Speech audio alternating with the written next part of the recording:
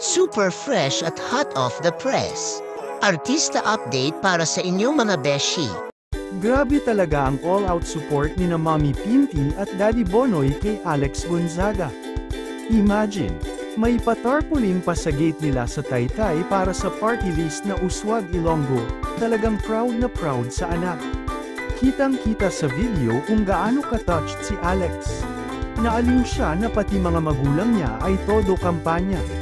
How will you know it's our house? Talaga namang very supportive ang aking magulang. Meanwhile, aliw na aliw naman ang baby girl ng isang netizen sa vlog ni Alex bilang si Miss Rachel para kina Polly at sa mga chick item.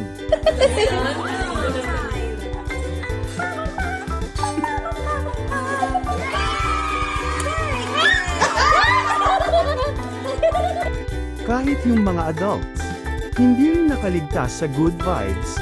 May mga nag-work from home pero naka-second screen ang mga vlog niya. Sabay binge watch habang nagtatrabaho. Nakaka-refresh kasi ang kulit ni Alex.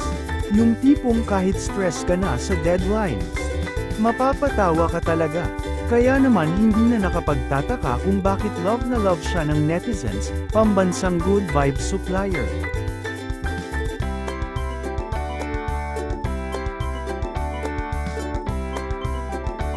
Mamaya ay babalik na rin siya, kaya kailangan mo na rin kiss.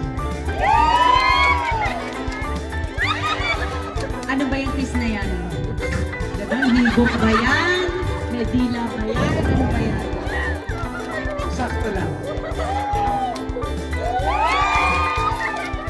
Ay, barako!